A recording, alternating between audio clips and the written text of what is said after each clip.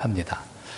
지금 한참 항저우 아시안 게임을 진행되고 이제 거의 이제 마치죠. 오늘인가요? 내일인가요? 이제 끝이 되어지는 것인데, 이제 스포츠를 주로 이제 다루다 보니까 많은 이제 선수들, 그리고 거기 이제 코치들도 있을 것이고, 또 이것을 중계하는 이제 아나운서 앵커라든지 그다음에 해설자가 있지 않습니까? 이제 이렇게 여러 가지 종목들이 있지만 직접 뛰는 선수, 당사자들은 얼마나 힘들겠습니까? 그동안에 훈련했던 그 과정들을 다 이겨내고 이제 최종적인 이제 결과를 드러내기 위해서 힘차게 이제 싸우는 그런 장면들을 보게 되어지죠. 근데 이런 장면들을 직접 뛰는 선수들보다도 바라보는, 시청하고 있는 사람들, 이제 국민들이 되겠죠. 또 이것을 중계하는 특히 해설자들 내용들을 보면 참, 이게 과연 이게 해설이 맞나? 이제 그런 생각을 할 때가 많습니다. 때로는 어려운 상황인데도 불구하고 괜찮습니다. 라는 말을 할 때, 뭐가 괜찮지? 이제 저 속으로는 그래요. 이건 괜찮은 게 아니라 좀 어려울 것 같은데? 그런 생각이 들거든요. 또 어떤 해설자는 이것이 필요하다, 저것이 필요하다. 뛰는 그 선수들은 어떻게 했습니까? 그냥 이제 축구를 봤는데, 어떨까? 뛰는 사람들 그런 생각을 하겠습니까? 현장에 뛰는데 해설자가 말하는 말을 들을 수도 없을 뿐더러, 자기 나름대로 그 위치에 서서 자기의 일을 잘 하는 것이 최선 아니겠습니까? 그러니까 훈수를 드는 사람들의 입장에서 멀리서 보니까 다 볼 수는 있겠죠. 근데 현장에 직접 뛰는 사람들은 많은 것에 있어서 포괄적으로 이렇게 보지 못하는 경우도 있습니다. 무엇을 이야기하려고 하냐면, 직접 내가 그것을 행하지 않고서는 그게 이해하기 어렵다, 쉽게 생각하거나 쉽게 판단하기가 어렵다라고 하는 것이죠.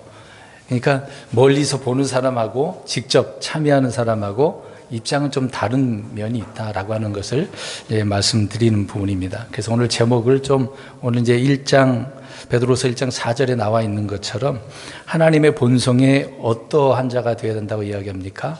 참여하는 자. 이제 뒤에서 이것 더 말씀드리겠습니다만은, 참여자가 되어야 되는데 방관자 아니면 구경꾼, 시청, 지금으로 이제 표현한다면 시청자, 그런 입장으로 있어서는 안 된다는 얘기죠.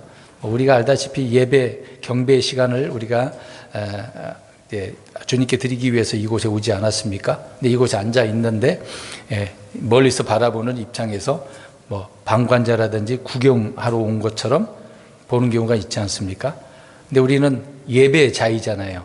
참여하는 사람으로서 있는 것이지 멀리서 그냥 지켜보는 거, 오늘 목사가 설교 잘하나 보자, 오늘 무슨 얘기하는 이야기인가 들어보자, 그런 분들이 굉장히 많죠.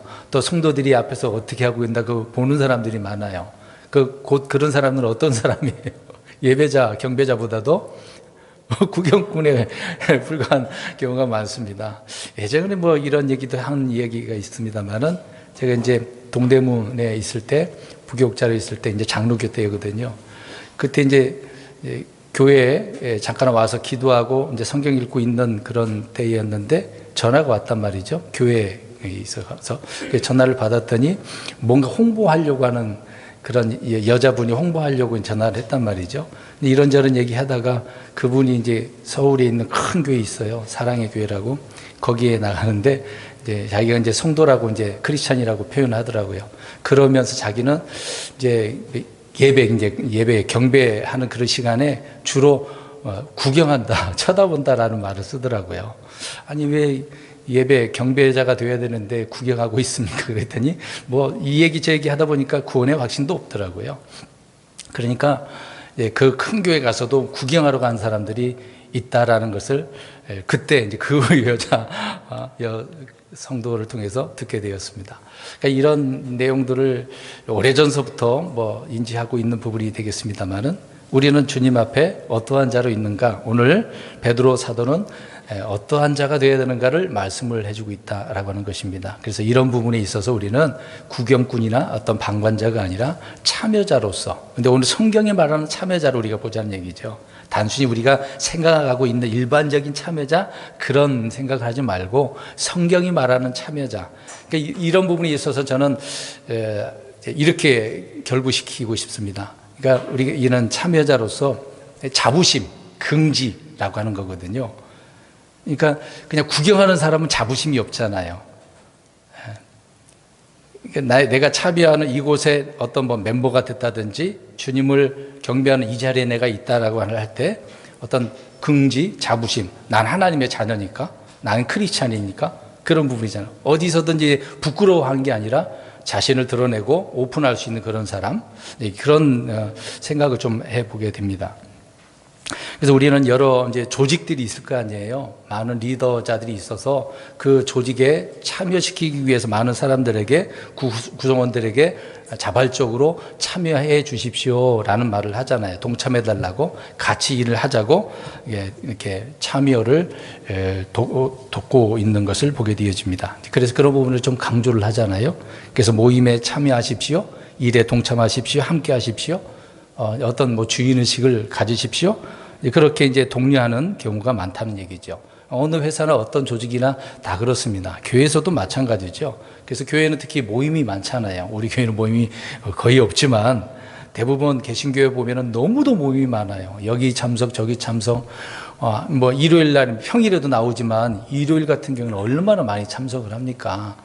그런 모임이 너무 많으니까 그래서 성도들에게 적극적으로 참여해달라고 중요하게 이제 어필하기도 한 부분도 많습니다. 그래서 자발적인 그런 참여가 중요하다는 것을 알 수가 있죠. 물론 성경적으로도 그런 말은 틀린 말은 아닙니다. 성경에서는 자원하다 그렇게 말 나오잖아요. 자원하여 스스로가 하나님을 섬기기 위해서, 경배하기 위해서 스스로 자원하는 것. 뭐 헌금 같은 경우에도 우리가 봉헌할 때도 사도 바울은 자원하는 마음으로 하라 그러잖아요. 억지로 하지 말라고 이야기하고 있지 않습니까? 그러니까 억지로 하게 한다든지 억지로 하는 것은 잘못된 것이다. 자원해서 해야 된다라고 성경은 말씀하고 있습니다. 이제 구약의 이제 율법적인 부분이 되겠습니다만은 구약에서 유대인들은 율법적으로 1년에 몇 번 하나님 앞에 나가야 됩니까? 정해져 있잖아요. 1년에 몇 번 나갑니까? 4번입니까? 그들에게 몇 대 절기? 3대 절기잖아요.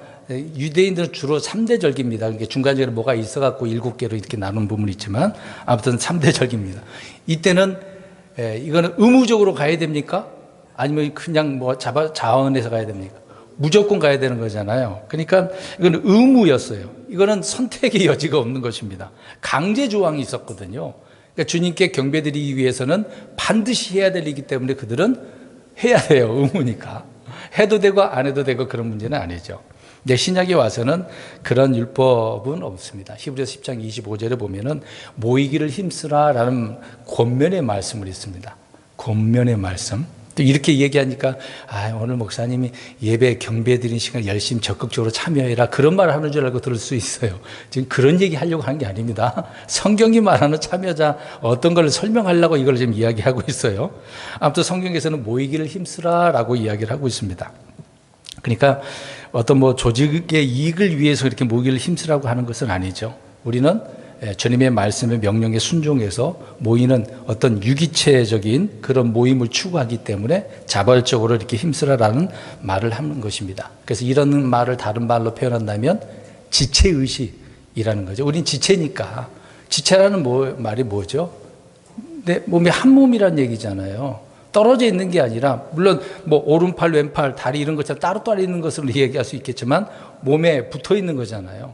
그러니까 한 지체는 같이 참여하는 거다라는 그런 지체의식이 있는 것을 말하고 있는 것입니다. 그래서 서로를 섬기기 위해서, 돌보기 위해서, 덕을 세우기 위해서 더욱더 강한 지체의식을 그래서 우리는 지녀야 된다라는 것을 알 수가 있습니다. 그런 면에서 우리는 방관자가 아니라 뭐 구경꾼이 아니라 적극적으로 어떻게 하는 자가 되어야 됩니까? 참여하는 자가 되어야 된다라는 것을 알 수가 있습니다. 그래서 반면에 주님의 부르심에 반응하지 않고 참여를 꺼리는 사람들이 있습니다. 뭐 이 정도쯤이야 내가 해야 될 일이야?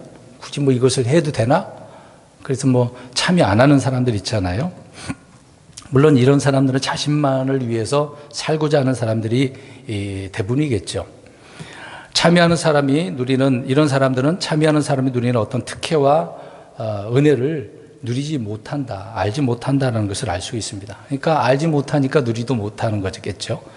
그러니까 방관자는 그냥 구경만 하다가 가는 거다. 참여자는 주님께서 주시는 그 은혜와 특권을 누리니까 참여자로 있는 거다라는 것을 성경을 통해서 우리는 알 수가 있습니다. 예수님께서 이런 예를 하나 말씀하셨어요. 이제 어떤 잔치를 벌이게 됐는데 초청을 하게 되어집니다.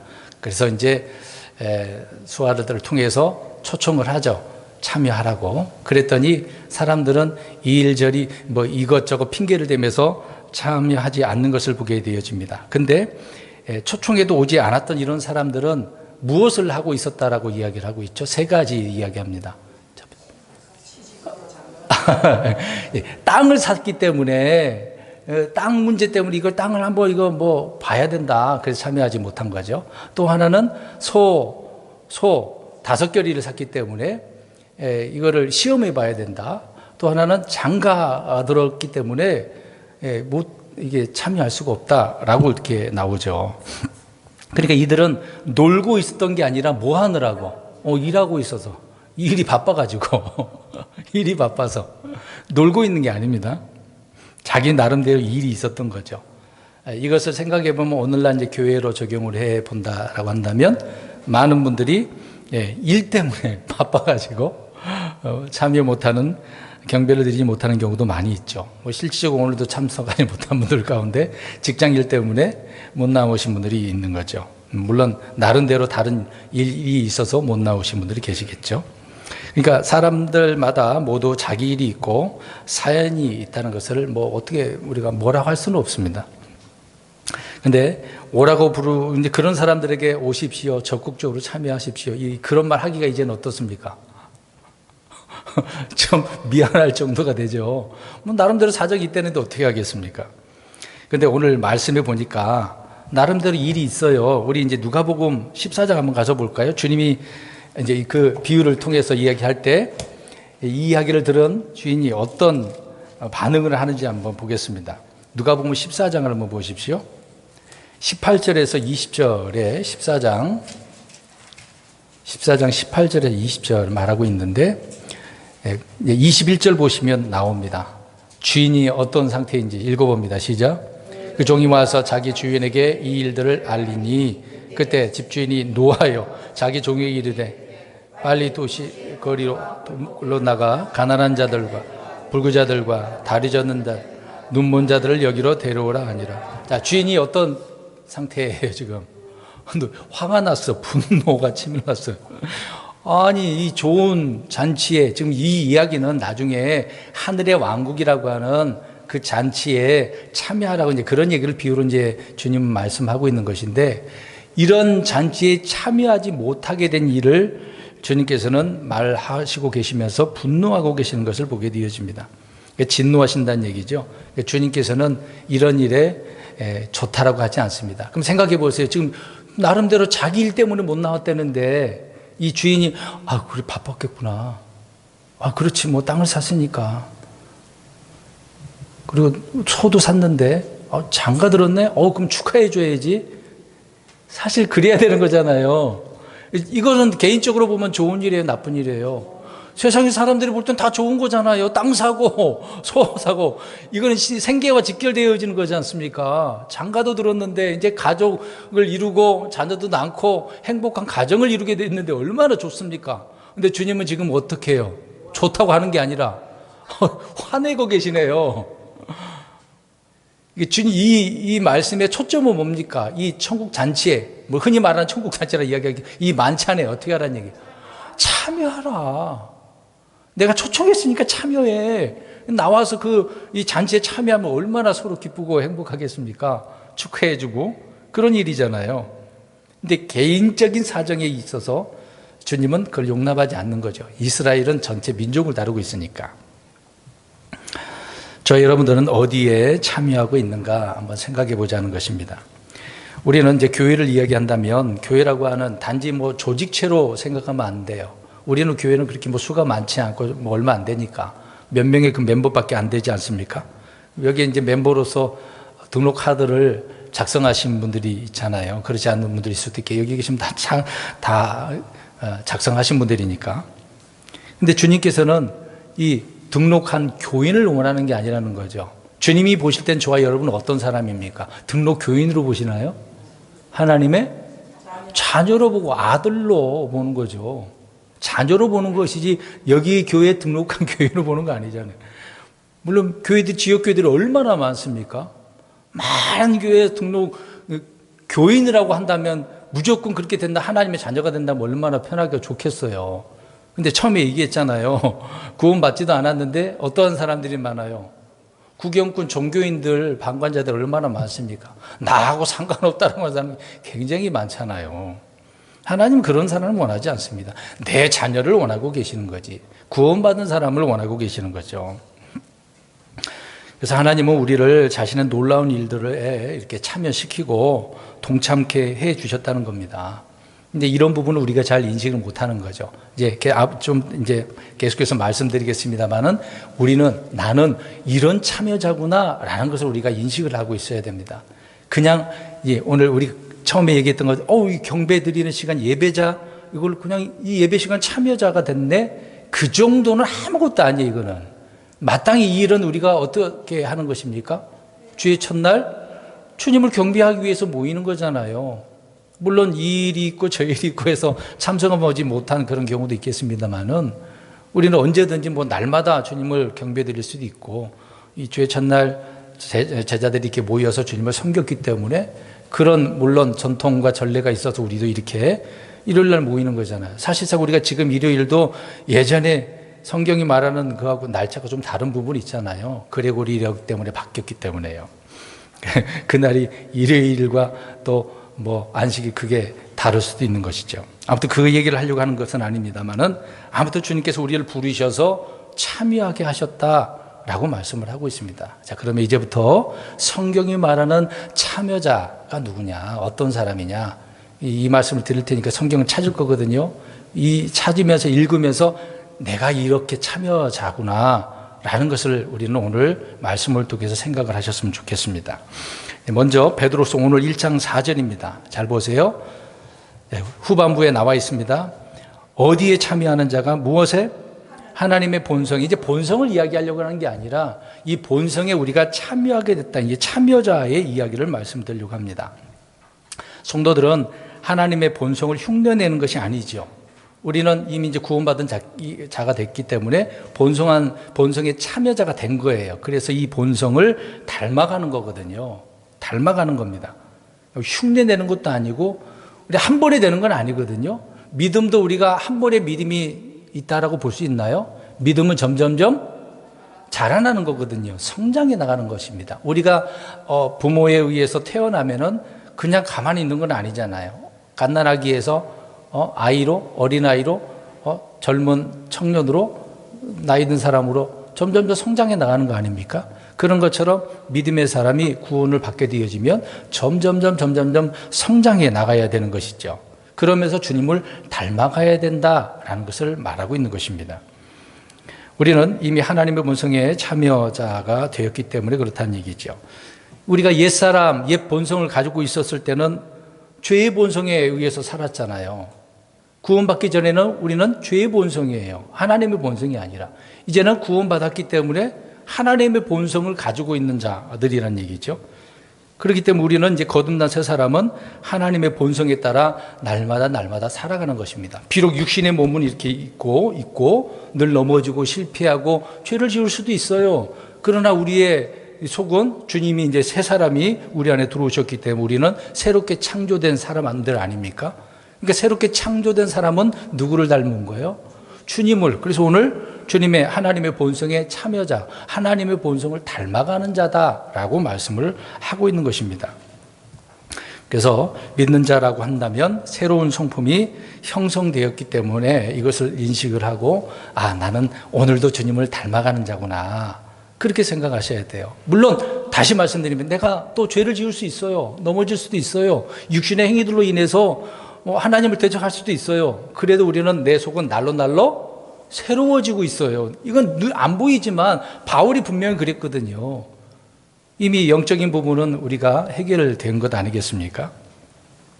그렇기 때문에 우리는 자신의 타고난 성품과 육신적 기질로 이제는 더 이상 살지 않는다는 것에 참 감사할 따름이죠.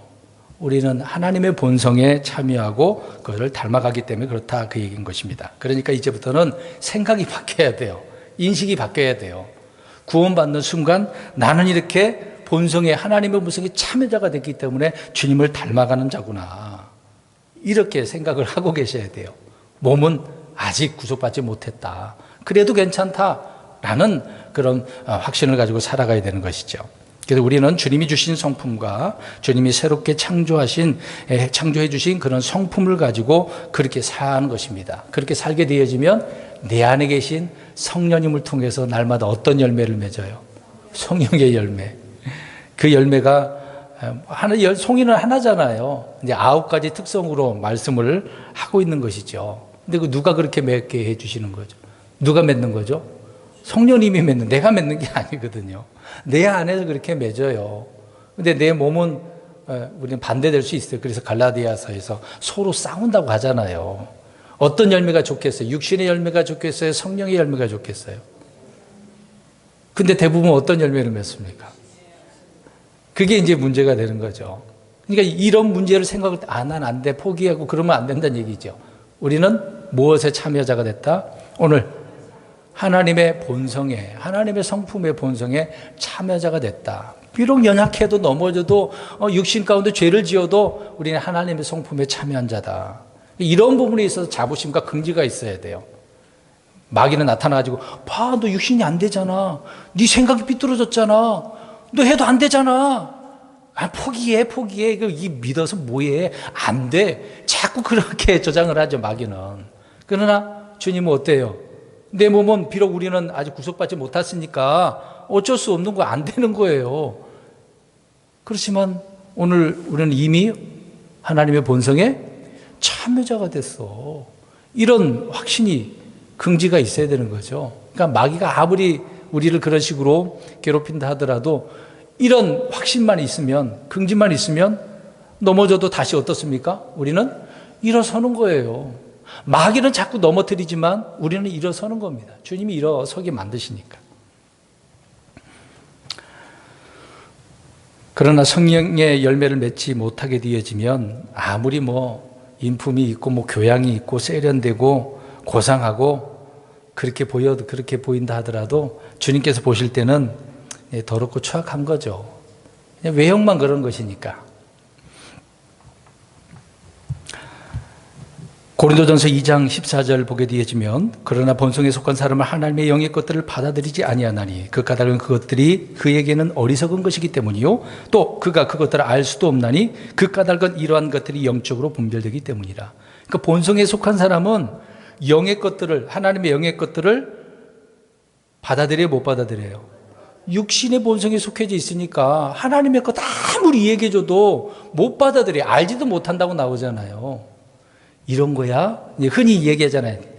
낯 놓고, 우리는 이걸 배웠으니까, 그렇게 이거 기억자다라는 걸 배웠으니까 아는 거죠. 사실상 처음부터 낯을 보고서 기억이다 그럼 알겠습니까? 모르는 거 아닙니까? 아무튼 그 의미로 이렇게 보여줘도, 설명을 해줘도 모른다라는 것을 알 수가 있는 거죠. 그러니까 육신의 본성에 있는 사람들은 아무리 영적인 것, 눈에 보여요, 안 보여요? 영적인 것들이 보입니까? 안 보이니까 안 믿어지는 거죠. 어제 저 팔레스타인 하마스가 이스라엘의 미사일을 3,000인가 5,000개를 쏴서 많은 사람들이 죽었습니다. 그 이야기를 이제 댓글을 봤어요. 예수가 있냐? 봤냐? 그런 댓글이 나왔어요. 그 댓글에 또 어떤 사람은, 아휴, 이 어리석은 놈. 역사가 증명하고 있는데 이렇게 부정하고 있다니 쯧쯧쯧쯧 이렇게 표현한 사람들이 있더라고요. 금방 그래서 표현한 대로 이렇게 본성에 속한 사람들은 아무리 역사가 증명하고 성경이 말을 해줘도 믿어요, 안 믿어요? 안 믿어요. 왜요? 눈에 안 보이니까. 그래서 봤냐? 그런 소리를 하는 거죠. 그러니까 도마처럼 어떻게 해요? 도마가 내 몸, 예수님 몸 만져봐야 돼. 그 자국 난 거 만져봐야 돼. 근데 주님 뭐라고 하셨어요? 그렇죠. 보지 않고 믿는 것이 큰 믿음이고 그게 옳은 믿음이라고 이야기합니다. 그러니까 우리는 안 보이는 것을 믿는 거예요. 영적인 것이거든요. 오늘 지금 하나님의 본성에 참여하는 거 눈에 보여요, 안 보여요? 안 보이는 거예요. 근데 그 말씀, 우리는 이 말씀을 통해서 확신을 갖고 있고 긍지를 갖고 있고 자부심을 갖고 있는 거죠. 비록 이 몸은 연약해도 넘어지고 실패해도 우리는 주님께서 나를 구원하셨고 거듭나게 하셨고 이렇게 본성에 참여하게 해주셨다. 그런 긍지가 있는 거죠. 그래서 금방 읽은 고린도전서 2장 14절 끝부분에 영적으로 분별되기 때문이다라고 이야기하잖아요. 영적인 것은 눈에 안 보이는 거 아닙니까?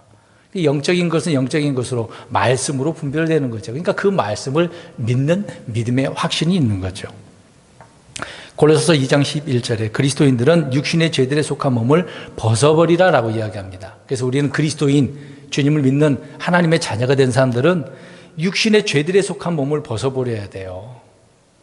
이게 사실상 쉽지는 않죠. 주님이 오셔야 이 문제가 되고 내가 죽어야 이 문제가 해결되기 때문에. 근데 성경은 하나님을 따라 의와 거룩함으로 창조받은 새 사람을 입었다라고 이야기를 하고 있습니다. 이것이 하나님의 성품이고 우리의 성품인 것이죠. 이걸 닮아야 돼요. 거룩 그러면 주님의 성품 아닙니까? 거룩해지려고 해야 되잖아요. 우리 몸이 거룩해져야 되는 거 아닙니까? 그래서 첫 번째로는 말씀드린 대로 하나님의 본성에 참여하는 자다. 그 다음에 두 번째로 히브리서 6장 4절 가서 보겠습니다. 히브리서 6장 4절. 자, 성경이 말하는 참여자를 지금 보고 있는 거죠. 6장 4절. 그러니까 예배에 참여, 어떤 봉사에 참여. 저는 그 얘기를 하는 게 아니에요. 이런 것들은 성도님들이 알아서 자발적으로 하시면 되는 거예요. 근데 성경은 너희들 이런 참여자가 됐어. 그 확신을 가지고 긍지를 가지고 자부심을 가지고 살라고 이야기하잖아요. 6장 4절입니다. 시작. 하늘의 선물을 맛보며 성령님께 참여한 자가 되고, 이거 간단한 이야기예요. 어렵게 설명할 필요 없습니다. 성령님께 참여한 자가 됐대요. 성도들은 예수 그리스도를 믿는 순간 성령님이 우리 안에 들어오셔야 안 들어오셔요? 들어오셔요. 이건 이제 성령 침례, 이거 단 한 번 이루어지는 거죠. 성령님으로 푹 잠긴 것을 이야기하고 있습니다. 그래서 성도들은 이제 우리 안에 계신 성령님이 계시기 때문에 이 몸은 뭐라고 표현하는 거예요? 성전이라고 이야기하잖아요. 이 몸은 성전이에요. 왜? 내 안에 누가 계시니까? 성령이 하나님이 계셔요. 성령님의 전이에요. 성령님께서 우리 안에 거하시고 또 거하시니까 가만히 계시겠습니까? 우리 안에서 뭘 하시겠어요? 일하셔요. 활동하셔요. 열매도 맺으셔요. 우리 안에서 이렇게 새 생명을 통해 전혀 새로운 사람으로 점점 날로 새로워지게 빚어지게 하시는 일을 성령님께서 우리 안에서 하시는 것이거든요. 우리 눈에 안 보이는 거예요, 이것도. 근데 성령님께서 그렇게 하신다고 이야기하지 않습니까? 그래서 성령님께 참여하게 된다. 그래서 참여함으로 인해서 우리는 성령님의 인도를 받죠. 흔히 기도할 때 그러잖아요. 성령의 충만함을 통해서 우리를 진리 가운데로 인도해 주세요. 성령님은 우리를 누구에게로 인도하는 거예요? 진리이신 예수 그리스도께로 인도하는 거예요. 나는 길이요 진리요 생명이니라고 했잖아요. 예수님이 진리니까.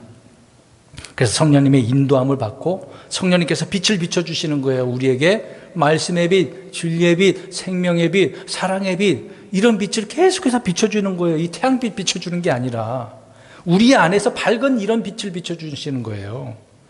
또 하나는 성령님께서 우리 안에서 통제를 하시는 거죠. 우리를 지배하신다는 얘기예요. 근데 우리는 내가 지배를 한다고 생각을 해요. 육신이 지배한다고 생각을 해요. 아니에요. 이제 주님이 우리 안에 계시기 때문에, 성령님이 계시기 때문에 성령님이, 하나님께서 저와 여러분들을 지배하는 겁니다. 나를 통치해 주세요. 다스려 주세요. 그렇게 해야 되는 거죠. 그래서 우리는 이 구절대로 성령님께 참여하는 자가 됐어요. 얼마나 감사합니까? 여러분, 우리가 할 일이 있나요? 없어요. 그냥 영적인 것이기 때문에 성령님이 그렇게 하신다고 하지 않습니까? 그냥 자동적으로 주님을 믿기만 했는데 성령님을 통해서 참여자가 됐어요. 그러니까 얼마나 감사합니까? 우리가 특별히 뭐 한 것도 없어요. 할 필요도 없고 열심히 주를 믿기만 하면 되거든요. 그래서 두 번째로 성령님께 참여자가 되었다. 그 다음에 히브리서 3장 14절 보십시오. 히브리서 3장 14절. 이번엔 성령님이 아니라 예수님을 이야기하고 있습니다. 3장 14절 읽겠습니다. 뭐 중복된 내용이라 볼 수도 있겠죠. 시작. 우리가 우리의 확신의 시작을 끝까지 확고히 붙들고 있으면 우리가 그리스도께 참여한 자들이 되었기 때문이에요. 자, 확신의 시작을 어떻게 해요? 끝까지 확고히 붙이 계속 제가 확신 이야기하지 않습니까? 자부심, 긍지, 확신.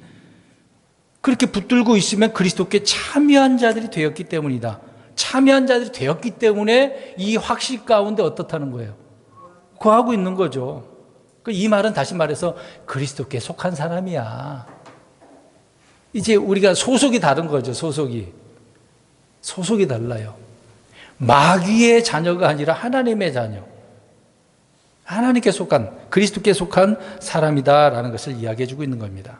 그러니까 믿음으로 그리스도를 영접한 사람들은 그리스도께 속한 사람, 참여한 사람이 되었다라고 말을 하고 있는 거죠. 그래서 예수님 말씀합니다. 내가 너희 안에, 너희가 내 안에 라는 말을 하죠. 그리스도께 속한 자들이, 참여한 자들이 되었기 때문에 이런 말씀을 하고 있는 거죠. 그러니까 이런 지체라고 한다면 서로 다투겠습니까? 내 몸인데. 자, 보세요. 내 몸 오른손이 왼손한테 이런 멍청이, 이런 미련한 놈 이렇게 때리나요? 때리면 누가 아픈데? 네, 자기 자신이 아프잖아요. 그럼 분열하고 다투는 사람이 어디 있겠습니까? 우리가 여기 계신 분들이 다 그리스도께 이렇게 참여한 자들이 되었다라고 한다면 이런 분열이 어디 있겠어요? 욕하면 누구를 욕하는 거예요, 결국은? 나를 욕하는 거예요. 이게 지체이고 그리스도의 몸이잖아요. 몸에 속했다고요. 그리스도께 속했다고요. 주님은 몸이고 우리는 지체들이잖아요. 우리 고린도전서 10장을 가서 보겠습니다. 고린도전서 10장 17절에서 18절 두 구절 보겠습니다. 고린도전서 10장 17, 18절 시작. 우리가 많아도 한 빵이요 한 몸이니 이는 우리가 다 그 한 빵에 참여한 자들이 되기 때문에 육체를 따라 난 이스라엘을 보라. 희생물을 먹는 자들이 제단에 참여하는 자들이 아니냐. 아멘. 17절만 보아도 알 수 있잖아요. 한 빵, 한 몸. 예수님 몸을 이야기하고 있는 거예요. 거기에 우리가 속했다라고 이야기하고 있는 거죠. 그래서 한 몸이에요. 그리스도께 참여함으로 우리 안에는 그리스도의 생명과 신성과 능력과 모든 것이 마치 뭐 뿌리에 어떤 가지로, 뿌리에서 이제 가지로 공급되는 그런 물과 양분처럼 흐르게 되어지는 거죠. 주님에게서 나온 것들로 인해서 이 지체들이 더욱더 어떻습니까? 생명이 살아나고, 입이 나고, 입에서 꽃이 피우고, 그 다음에 최종적으로 뭘 맺는 거죠? 열매를 맺는 거죠. 그래서 가지는 어떻게 해야 돼요? 붙어 있어야 돼요. 떨어지면 열매를 못 맺는다는 게 핵심이죠. 죽는 것보다도. 구원 못 받는다 그런 의미가 아니라 열매를 못 맺는다, 그게 중요한 것입니다. 그래서 우리는 그리스도께 속한, 그리스도께 참여한 자들이 되었다. 이것도 우리가 한 게 있나요? 단지 우리는 믿었던 것밖에 없는 것인데, 이거 얼마나 감사한 것입니까? 이런 참여자를 말하고 있어요. 다시 옆 사람 쳐다보시고, 그냥 보시고, 참여자, 이분이 참여자가 됐나? 한번 보세요. 이런 어신이 있어요. 참여자가 아닌 거예요? 구경꾼이 있나, 여기에? 몇 사람 안 되는데? 예배 드리러 온, 경배 드리러 온 사람들의 구경꾼, 지금 저는 그런 사람들 이야기하려고 하는 게 아닙니다. 네 번째, 히브리서 3장 1절 보세요. 히브리서 많이 이야기하고 있네요. 히브리서 3장 1절. 3장 1절. 많은 부분에서 이런 참여자를 이야기합니다. 시작. 그러므로 거룩한 형제들 곧 하늘의 부르심에 참여한 자들아, 우리 신앙 고백의 사도시며 대제사장이신 그리스도 예수님을 깊이 생각하라. 주님을 깊이 생각한 사람들은 어떤 부르심? 하늘의 부르심을 받은 자들이래요. 주께서 어떻게 우리를 부르셨습니까? 그리스도인으로 부르셨죠. 성도로 부르셨죠. 제자로 부르시고 또 그것뿐만 아니에요. 뒤에서 말씀드리겠습니다만 고난의 동참자로 부르셨대요. 또 영광의 상속자로도 부르셨고 일하는 종으로 부르셨다라고 이야기하고 있습니다. 그러니까 다양하게 부르신 거예요. 그냥 구원자로만, 구원받는 사람으로만 그렇게 부른 게 아니란 얘기죠. 많은 일을 하도록 그런 자로 부르셨다라고 이야기하고 있습니다. 그냥 얘야, 아무개야 이름만 그렇게 부른 게 아니죠. 그러면 사실 우리가 집에서 부모가 자녀들을 부를 때 왜 부르겠습니까? 그냥 잘 있나 확인해 보려고 부르나요? 뭔가 말하려고, 뭔가 시키려고 부르는 게 대부분이잖아요. 하나님께서도 마찬가지입니다. 근데 이런 하나님의 부르심은 후회가 없으시대요. 후회가. 로마서 11장 29절에 말씀하고 있습니다. 그러니까 저와 여러분들을 불렀어. 그 부른 거에 대해서 물론 우리가 잘못했단 말이죠. 주님께서 나를 불렀는데 하나님 저 못해요. 이제 요나처럼 자꾸 어디로 가요? 니네로 안 가고 도망 다녀 막. 이리 삐대고 저리 삐대고 하나님 나 예수님 믿기 너무 힘들어요. 신앙생활하기 너무 힘들어요. 자꾸 이렇게 삐대. 안 하려고 그래요. 그래도 주님께서 우리를 불러주신 것을 후회 안 하신대요. 얼마나 감사해요. 이런 부르심의 참여자가 됐으니까 정말 감사해야 될 일 아닙니까? 근데 이런 참여자는 생각은 안 하고 오늘 일요일날 경배 예배 못 드렸으니까 길을 가다가 넘어져가고 코 다칠까 피날까 아니면 직장 가서 무슨 사고를 당할까 운전하다가 갑자기 사고 나갈까 이런 생각에 사로잡힌 사람들 많아요. 여기 계신 분들 그러지 않았었어요? 오늘 일요일날 예배 경배 안 드리면 뭔 일이 막 생길 것 같은 그런 거 있었어요 없었어요? 옛날에 지금 그런 거 없으면 다행이고요. 그런 생각할 필요도 없어요. 그런 의미는 잘못된 생각이고요. 진정한 주님의 부르심이 어떤 것만 어떤 것이 이렇게 중요한 것을 생각하면 되겠죠. 그 다음에 다섯 번째로 우리는 거룩함에 참여하는 자들이라고 말씀을 하고 있습니다. 히브리서 12장 10절 읽겠습니다. 주님께서는 거룩함에 참여하게 하신다고 하는데 뒤에 내용이 좀 우리를 좋아하지 않을 거예요. 왜 그러냐면 징계하신다고 하니까. 징계하신대요. 거룩함에 이르는 열매를 얻는 그런 성도들은 거룩하게 이제 살지 못할 때 우리 거룩하게 살아야 되는데 그렇게 못하면 하나님께서 어떻게 하신대요? 징계를 하신대요. 이걸 거부하면 안 돼요. 요새 사랑을 강조하는 기독교는 자꾸 이 징계에 대한 심판에 대한 얘기를 잘 안 해요. 하나님은 사랑이시다. 너 힘들지? 하나님 바라봐. 하나님 도와주셔. 잘못된 길을 가고 있는데도 하나님 사랑이시오. 그러면 돼요, 안 돼요? 우리 자녀들이 잘못하는데 괜찮아. 그렇게 되면 어떻게 돼요, 그 자녀? 정말 망가지는 거예요. 그 잘못된 교육이잖아요. 네, 히브리서 12장 10절 읽겠습니다. 히브리서 12장 10절 시작. 자기들이 기뻐하는 대로 우리를 징계하였습니다. 그분께서는 우리의 유익을 위해 하시나니 이것은 우리가 자신의 거룩함에 참여하는 자가 되게 하려 하십니다. 자신의 거룩함에 참여하게 하는 자는 주님께서 어떻게 하신대요? 징계하신대요. 거룩하게 살지 않은데 가만히 있을 수 없죠. 하나님은 징계하시는 거예요. 여러분 징계가 없다면 뭐 사생아일 수는 있겠습니다만은 하나님의 자녀는 아닌 거죠. 근데 하나님의 자녀는 하나님께서 어떻게 하신대요? 징계하신대요. 대답해 보세요. 여기 계신 분들 하나님의 자녀예요? 그러면 하나님 앞에 잘못했을 때 혼나야 돼요? 안 혼나야 돼요? 이제 말씀하셨어요. 이제 혼날 수 있어요. 그럼 혼나지 않으려면 어떻게 해야 돼요? 어떻게 살아야 돼요? 오늘 여기 포인트. 거룩하게 사셔야 돼요. 거룩함이라고 하는 것은 죄, 육신의 것들 멀리해야 되죠. 세상의 것들 멀리해야 되잖아요. 하나님과 원수가 되는 그런 생각들도 하지 말아야 되잖아요. 근데 우리는 혼날 짓을 많이 합니다. 하나님께서 좋아하지 않는 것들을 우리는 생각하고 행하니까. 매 맞았어요?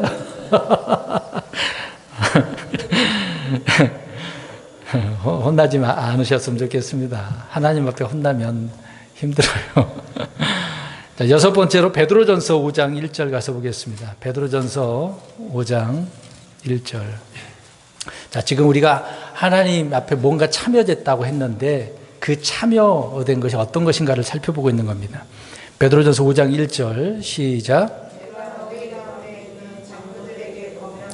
나 역시 장로요 그리스도의 고난의 증인이요 또한 앞으로 나타날 영광의 참여. 앞으로 나타날 영광이라고 표현하고 있네요. 지금 이 세상의 영광을 생각하면 안 돼요. 주님께서 앞으로 우리에게 주실 영광이 있습니다. 물론 영광은 다 주님께 돌려야 되고 주님만 받아야 되는 거겠죠. 근데 우리에게도 이런 영광을 주신대요. 또 그런 영광에 참여하는 자가 되게 한다라고 말씀을 하고 있는 것입니다. 앞으로 우리가 살게 될 곳, 변화된 그런 몸들, 받게 될 그런 상급들, 이런 걸 잘 생각해 보시기 바랍니다. 이게 아무나 그렇게 받겠습니까? 이 영광을 어떻게 누릴 수 있겠어요? 근데 이런 영광을 누릴 수 있도록, 참여할 수 있도록 참여자가 되게 해주셨대요. 이것만 생각해도 너무 기쁘지 않나요? 놀라운 일이잖아요. 근데 나중에 주님 앞에 그냥 단지 구원만 받은 것으로 끝나게 되어진다면 뭘 할 거예요, 그러면? 자, 여기 보세요. 구원만 강조하는 많은 사람들이 있잖아요. 그럼 그 다음은 없어요? 구원받으면 끝나는 겁니까? 뭐 지옥으로 또 구원받아서 영원한 생명을 준다니까 감사한 것인데 그걸로 끝나는 거냐고요. 영원토록 주님과 함께 살면서 해야 될 일이 없나요? 주님을 섬기는 것, 찬양하는 거는 그건 계속 해야 될 일이고, 그리고 형제들이 있으니까 하늘에서도 계속해서 살 거 아닙니까? 이 땅에 있는, 이 지구에 있는 사람들도 있을 것이고 우리는 변화된 몸을 갖고 사는 것이니까 계속해서 살아가는 거잖아요. 그래서 우리는 이 땅의 생활 방식이 아니라 하늘의 생활 방식으로 살라고 말씀하고 있는데, 그러니까 앞으로 그런 것을 생각해 보면 놀랍지 않나요? 그냥 이 세상이 끝 아니라는 얘기죠. 앞으로 그런 영광에, 그 영광은 계속해서 누리는 거예요. 한순간만 뭐 몇 년 동안 아니에요. 계속 누리는 영광이거든요. 사실 우리 그리스도인들은 엄청난 영광을 받게 되어지는 것입니다.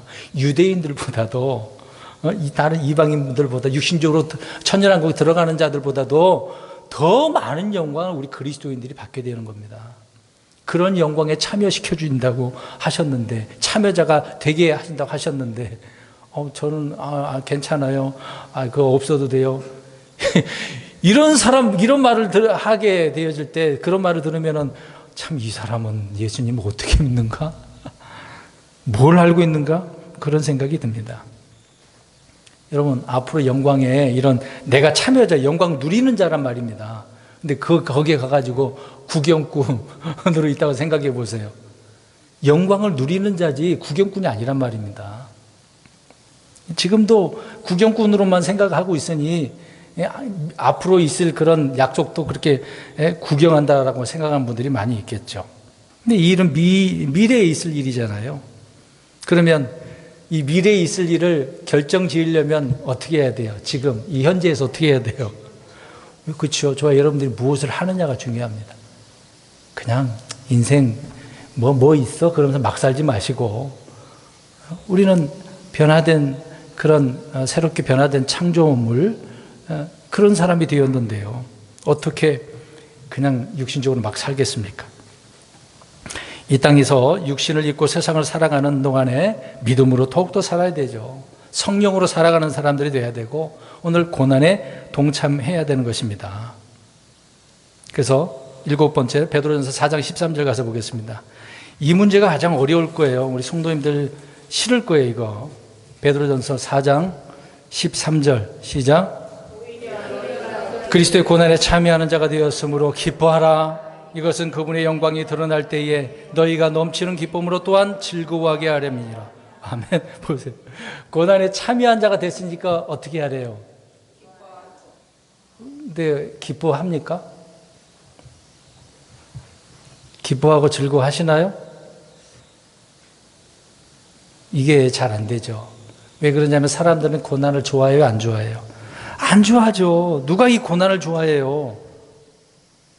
근데 우리는 예수님을 믿는 순간 고난에 참여하는 자가 된 거예요. 지금 아시안 게임 스포츠 선수들 얘기했습니다만은 그들이 이런 경기에 나가려면 그냥 나가나요? 그냥 뽑히나요? 훈련을 그냥 대충 하면 됩니까? 메달을 따기 위해서 얼마나 많은 노력을 해요. 굉장히 많은 노력을 합니다. 이번에 잠깐 이제 스포츠를 보고 있었는데, 경기를 봤는데, 15초면 끝나더라고요. 뭘 100m 달리기도 뭐 10초 내로 끝나기도 하는데, 올라가는 등반하는 것이 있어요. 후다닥 올라가고 끝내는 게 17초? 빨리 끝나면 15초더라고요. 이야, 이렇게 빨리 끝내네? 근데 그 몇 초를 하기 위해서 선수들은 어떻게 할까요?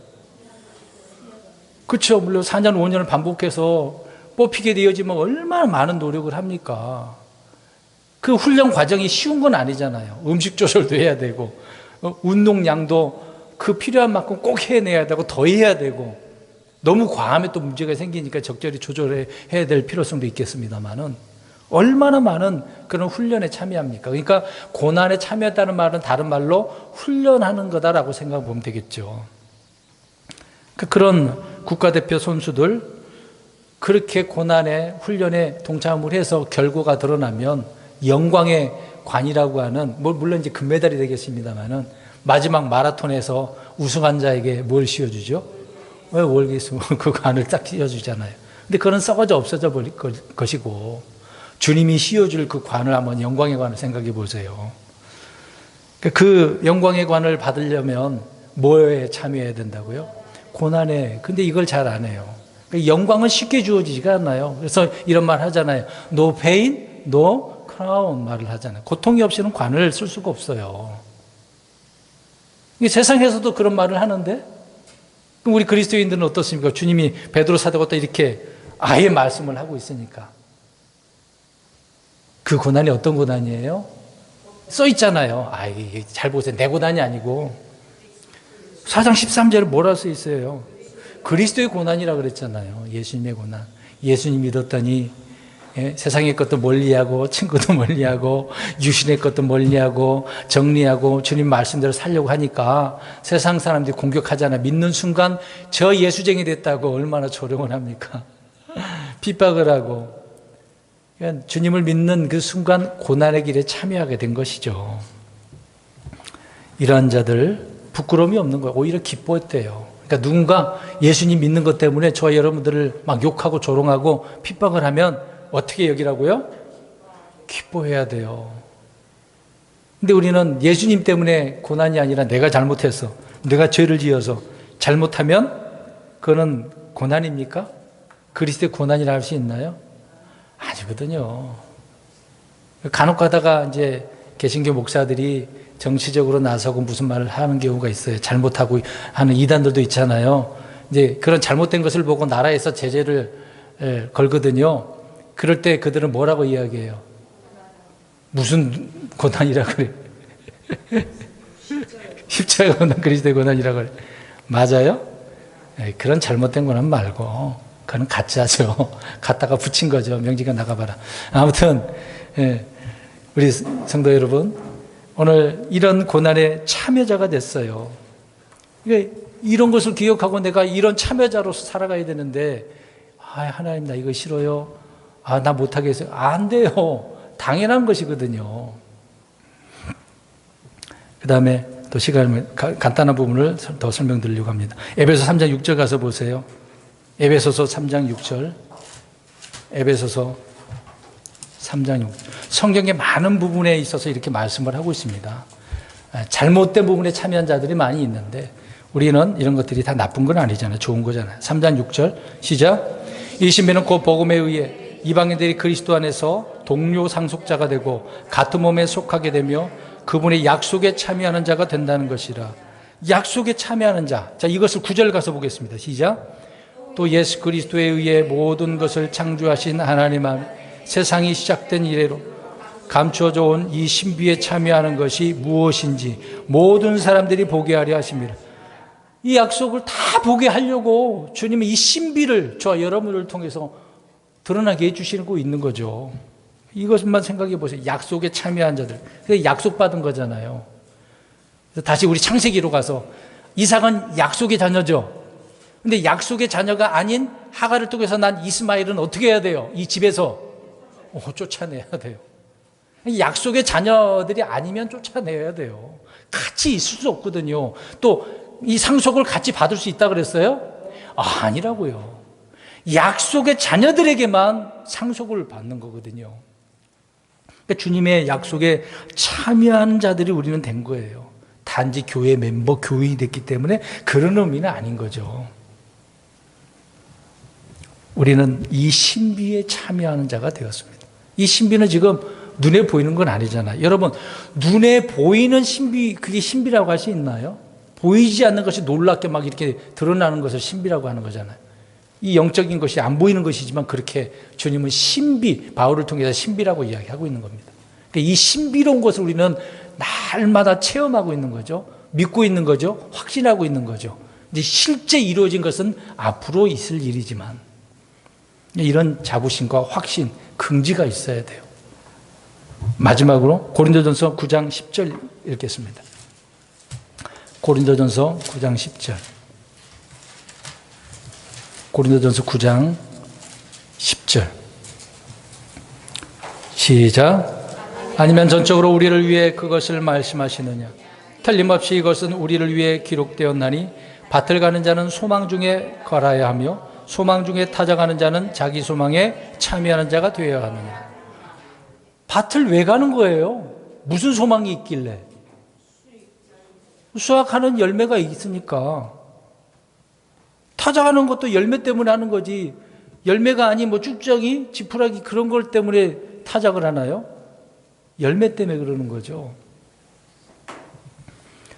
그러니까 일하는 사람, 사역자들은 이런 소망이 있는 거죠. 내가 열심히 일하는 거. 지금 저와 여러분 부르셨다고 그랬잖아요. 주님의 일을 하게 하려고, 부끄러울 것이 없는 일꾼으로 드러나게 하려고. 그러면 일꾼으로 열심히 무엇을 해야 됩니까? 일을 해야 돼요. 일을 해야 돼. 그래서 소로 비유를 하는 겁니다. 소. 일을 하는 거. 밭을 간다. 밭을 내가 가나요? 힘들죠. 그 많은 땅을 어떻게 가나요? 쉽게 가려면 뭐가 필요해요? 과거에 농기계 얘기하지 말고 소가 필요한 거죠. 그러니까 그 말은 일을 하는 것을 이야기하고 있는 겁니다. 열심히 일을 하셔야 돼요. 그러니까 일하는 사람들은 이런 소망이 있어요. 앞으로 우리에게 주어질 그 약속의 말씀들이 있으니까 소망, 주님께서 곧 공중으로 오신다. 또 올라가서 주님과 영원토록 이렇게 참여하는 것들이 너무도 많으니 이런 소망을 가져야 된다. 사랑하는 성도 여러분, 이런 것을 생각을 하고 지금의 우리에게 주어진 환경 믿음으로 승리하셔야 됩니다. 극복하셔야 됩니다. 다시 말씀드립니다만 결론적으로 구경꾼이나 방관자로서 있지 마시고 주님이 말씀하신 이런 적극적인 참여자, 그런 참여자로 살아가는 성도들이 되어야 되는 것입니다. 그리고 주님이 참여자에게 주신 그 은혜와 특권을 누리며 살아가야 돼요. 이미 주신 거 누려야 되는데 누리지도 못하고 계속해서 달라고 해요. 이미 주셨는데도 또 달라고 그러고. 그럼 하나님 어떻게 해야 돼요? 얼마나 답답합니까? 나 이미 너에게 줬어. 누려. 너 이런 참여자야 라고 말하고 있잖아요. 좀 누리면서 살았으면 좋겠습니다.